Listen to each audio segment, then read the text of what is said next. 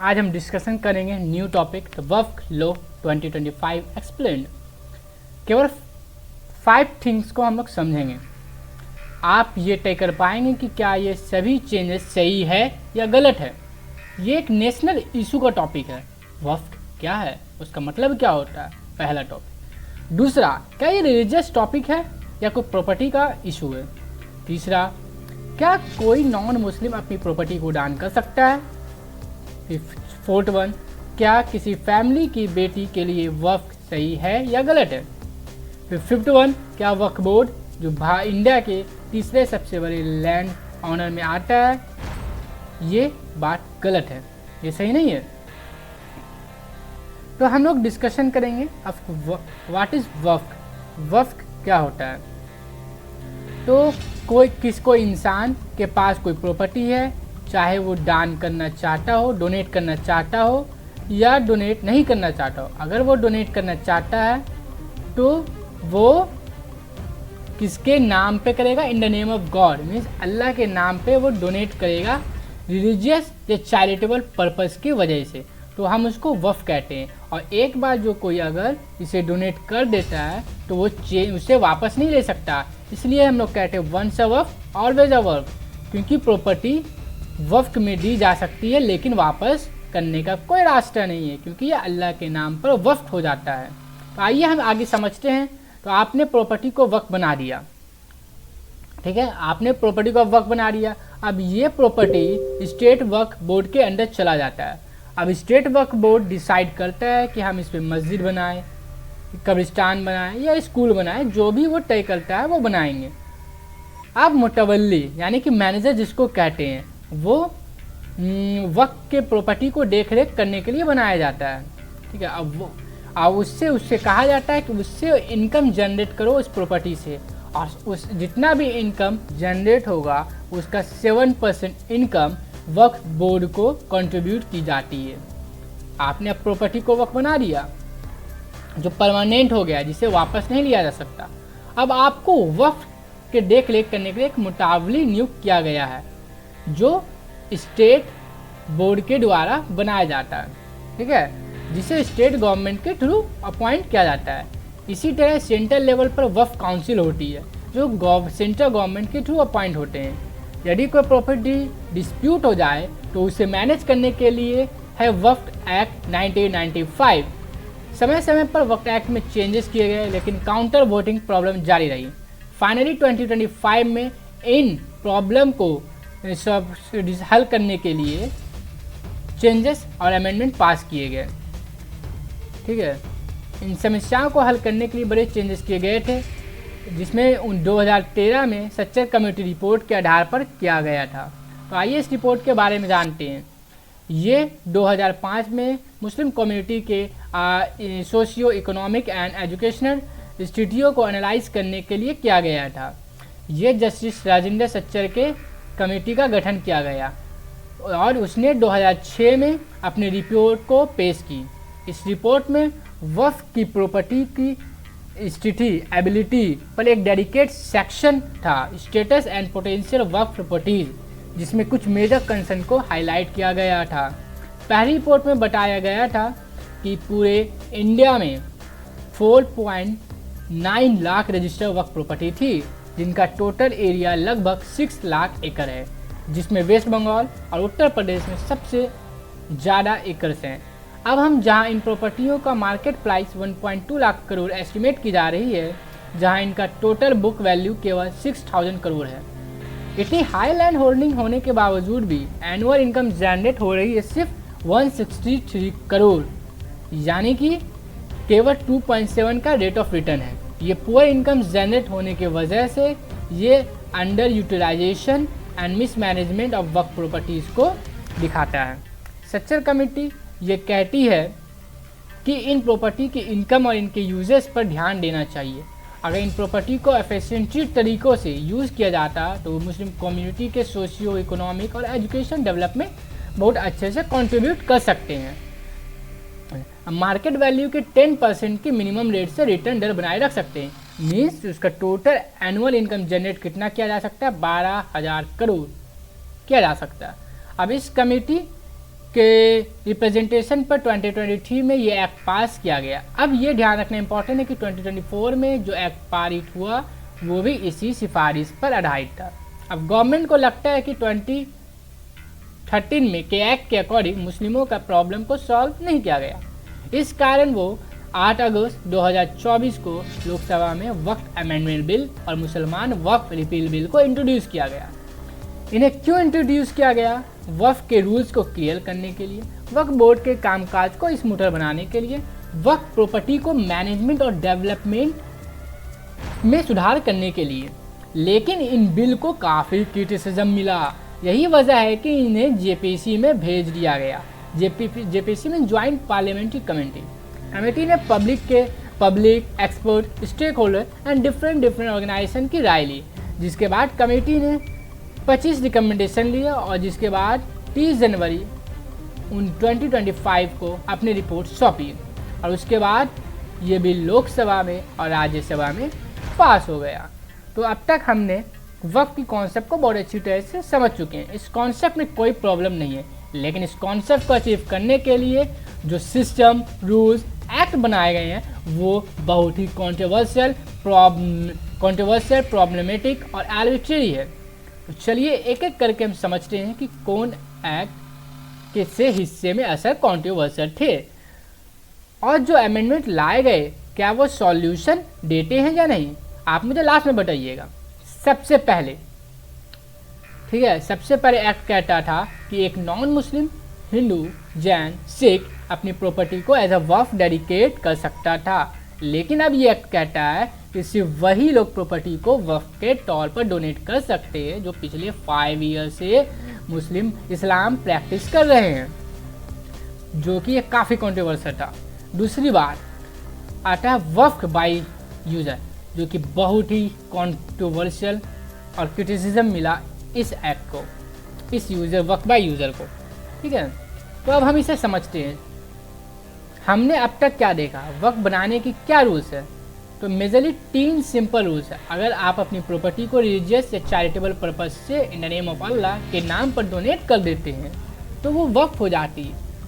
हम जो करते हैं, अगर हम कोई प्रॉपर्टी खरीदना चाहते हैं तो हम लिखित दस्तावेज पेपर वर्क करते हैं, लेकिन इस वक्फ बाय यूज़र के अकॉर्डिंग अगर किसी प्रॉपर्टी के टाइम के तौर पर माना जाए कि वो बहुत सालों से यूज होती हुई आ रही है, बहुत पुरानी ज़मीन है और उसका तो पेपर होगा नहीं, क्योंकि पहले के ज़माने में लिखा पढ़ी होता नहीं था, दस्तावेज रजिस्ट्रेशन वगैरह होते नहीं थे, पहले तो फरमान चलते थे। तो इस्तेमाल के हिसाब से सालों प्रॉपर्टी चल रहा है ज्ञान। जैसे कि हम देख ले एग्जाम्पल के तौर पर ज्ञानवापी मस्जिद के केस में, इस केस का हवाला दिया गया था और कहा गया था कि ये वक्फ प्रॉपर्टी है और इसे वापस नहीं लिया जा सकता। तो वक्फ बाय यूज़र का ये कॉन्सेप्ट होता है कि अगर किसी प्रॉपर्टी में सालों से हम ऐसी गतिविधियाँ देखते हैं और या वो प्रॉपर्टी बहुत पुरानी है और वो पब्लिकली यूज होती हुई आ रही है, तो बिना रिटर्न, बिना किसी डॉक्यूमेंट के, बिना किसी रजिस्ट्रेशन के उसे मान लिया जाता है कि ये प्रॉपर्टी वक्फ की है। ठीक है, तो क्योंकि ये पहले के टाइम पर पेपर नहीं होते थे, ना मीन्स रजिस्ट्रेशन वगैरह होते थे, तो पहले तो फरमान चलते थे।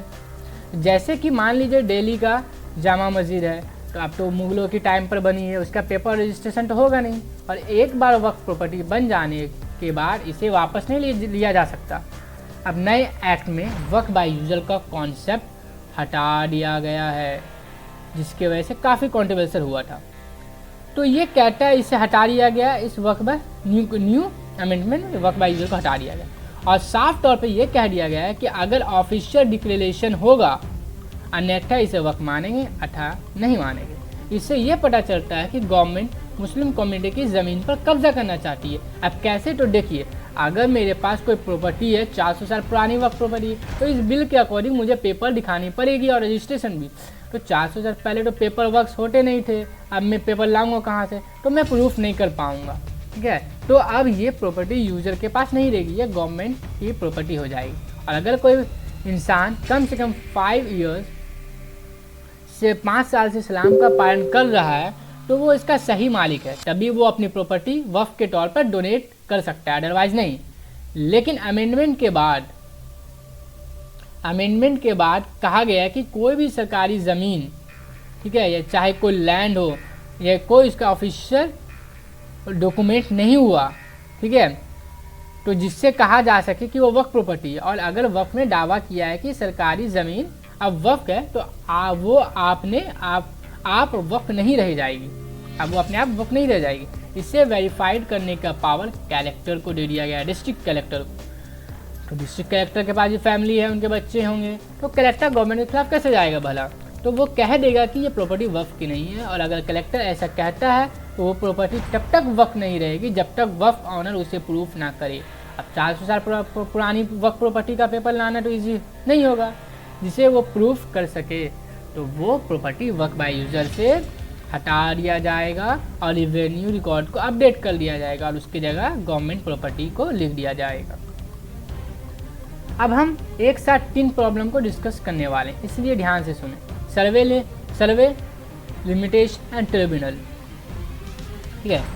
तो what decide which property is Waqf in a state, तो ये कौन डिसाइड करता है कि किस स्टेट में कौन सी प्रॉपर्टी वक्फ है या नहीं है, इसका फैसला कौन करता है। इसलिए हर स्टेट में एक सर्वे कमिश्नर अपॉइंट होता है जो स्टेट का सर्वे करता है कि स्टेट में कौन कौन सा प्रॉपर्टी वक्फ है या नहीं है, जिससे करने का खर्चा स्टेट गवर्नमेंट उठाती है।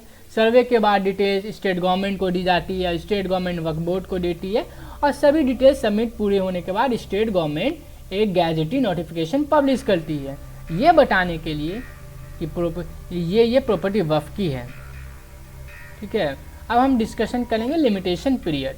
लिमिटेशन पीरियड क्या होता है? अब जैसे ये लिस्ट आ जाती है तो आपके पास 1 साल का पीरियड होता है ये चैलेंज करने के लिए कि क्या आपकी प्रॉपर्टी वक्फ है या नहीं।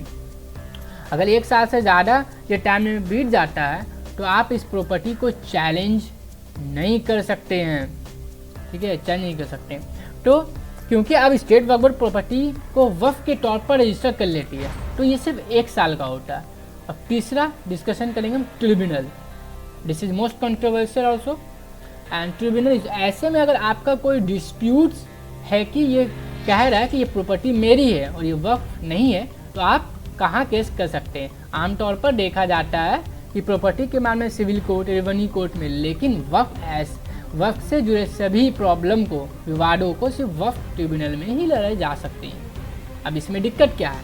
दिक्कत ये है कि वक्फ की ट्रिब्यूनल का फैसला फुल एंड फाइनल होता है। मैं ऐसा क्यों कह रहा हूँ? क्योंकि सिर्फ कुछ टेक्निकल एरर के वजह से ही हम होने पर हाई कोर्ट या सुप्रीम कोर्ट में अपील कर सकते हैं। जैसे कि देख सकते हैं आप, technical problem high court, supreme court जा सकते हैं। तो कुल मिलाकर दिक्कत क्या है? सबसे पहला प्रॉब्लम सर्वे कमिश्नर है जो स्टेट आधारित नहीं है। दूसरा, लिस्ट आने के 1 साल बाद अंदर ही आपको ये भावना आ जाएगी कि आप चैलेंजर हैं। गैजेटी नोटिफिकेशन कौन चेक करता रहेगा? और तीसरा, अगर कोई डिस्प्यूट्स है तो आप उससे सिर्फ ट्रिब्यूनल में ही लड़ सकते हैं, जिसमें आपके जीतने की चांसेस बहुत कम होती है। तो इसमें क्या क्या अमेंडमेंट, आप अमेंडमेंट के बाद हुए चेंजेस को साफ तौर पर देख सकते हैं। अब सर्वे कौन करेगा? डिस्ट्रिक्ट कलेक्टर करेगा, सर्वे कमिश्नर नहीं करेगा। सर्वे कमिश्नर को हटा दिया गया है और डिस्ट्रिक्ट कलेक्टर गवर्नमेंट के खिलाफ जाएगा नहीं, ठीक है।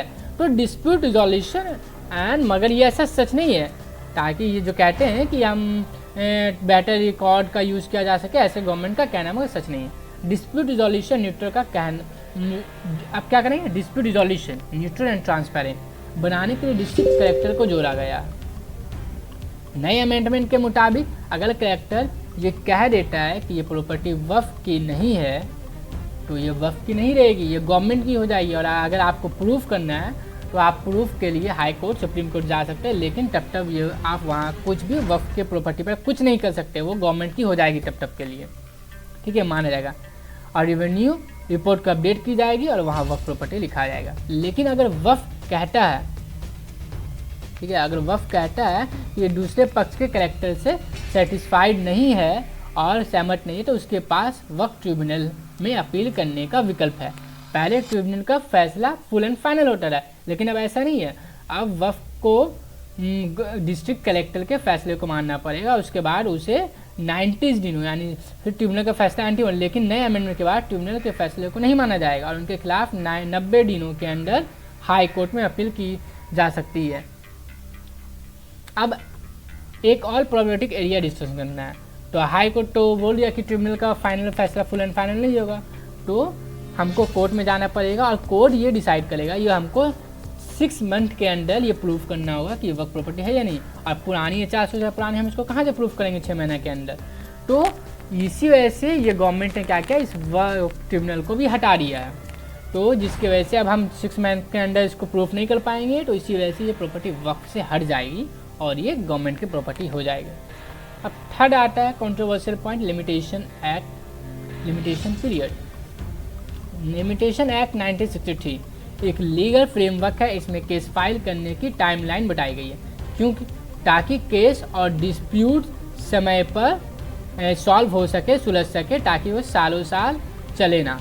उदाहरण के लिए अगर किसी इंसान की प्रॉपर्टी पर अवैध कब्जा है तो उसके पास केस फाइल करने के लिए 12 साल का समय है।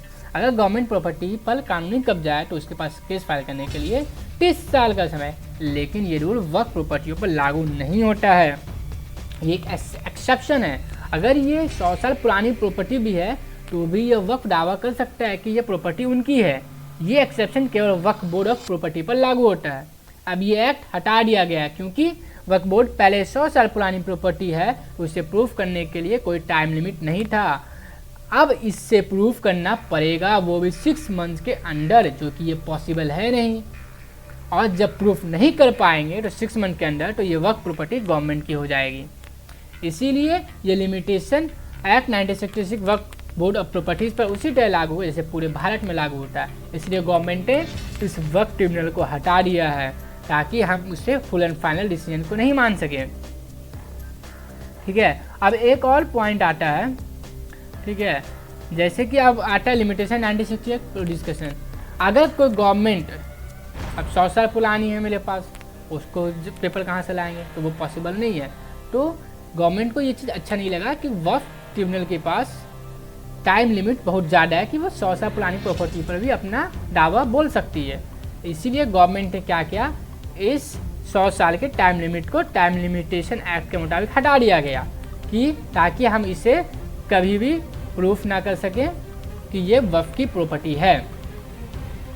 ठीक है, तो अगर गवर्नमेंट और डिस्प्यूट्स के बीच में, गवर्नमेंट और वक्फ के बीच में कोई डिस्प्यूट है, तो जब तक डिस्प्यूट का प्रॉब्लम सॉल्व नहीं हो जाता, अब गवर्नमेंट है और वक्फ है, अब वक्फ कह रहा है मेरा लैंड है और डिस्प्यूट्स कह रहा है मेरा लैंड है, तो उसे हम इसे क्या करना पड़ेगा कि डिस्ट्रिक्ट कलेक्टर आएंगे।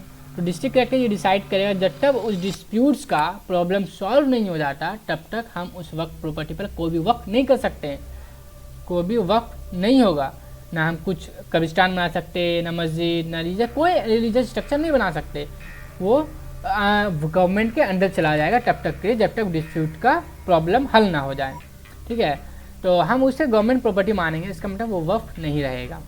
ठीक है, तो आप कंपोजिशन ऑफ अथॉरिटीज़ क्या क्या होता है, तो उसने वक्फ बोर्ड होता है, वक्फ काउंसिल होता है। अब इस लॉ से पहले क्या था, लॉ के बाद क्या हुआ चेंजेस। लॉ से पहले बिफोर पहले इसमें सभी वक्फ बोर्ड में सभी मुस्लिम, ऑल मुस्लिम मेंबर होंगे, वक्फ काउंसिल में भी यही था। अब क्या किया गया, 11 मेंबर में से 2 नॉन मुस्लिम होंगे और उसमें भी होंगे जिसमें से एक एक्स ऑफिशियल गवर्नमेंट का ऑफिसर होगा वक्फ काउंसिल में। और इधर क्या है, 2 मुस्लिम मेंबर्स को अपॉइंट किया गया, इधर भी किया गया न्यू एक्ट में। और इधर भी नॉन मुस्लिम सिर्फ चैरिटेबल मैटर में इंटरफेयर कर सकते हैं, ये गवर्नमेंट का कहना है, और इधर भी कर सकता है। अब वक्फ ट्रिब्यूनल में क्या था पहले कि एक मुस्लिम लॉ एक्सपर्ट था, ठीक है, वक्फ में। ठीक है, और स्टेट ऑफिसर था जो कि डिस्ट्रिक्ट मजिस्ट्रेट रैंक का था। ठीक है, और डिस्ट्रिक्ट सेशन सिविल क्लास है, वह एक जज करता था। लेकिन उसके एक्ट में, इसके बाद न्यू अमेंडमेंट में क्या हुआ कि अब वक्फ ट्रिब्यूनल में कौन होगा, district court, farmer district court जज होगा, यानी कि गवर्नमेंट के अपॉइंट किया हुआ जज, गवर्नमेंट का जज, जो कि उसके खिलाफ फैसला नहीं ले सकता। स्टेट गवर्नमेंट का ज्वाइंट सेक्रेटरी होगा, फॉर्मर ज्वाइंट सेक्रेटरी, यानी कि वक्फ के सारे, वक्फ ट्रिब्यूनल के सारे जो इस्लामिक लॉ के मुताबिक था वो सबको हटा दिया गया है। अब गवर्नमेंट अपने ऑफिसर्स को अपॉइंट कर रही है।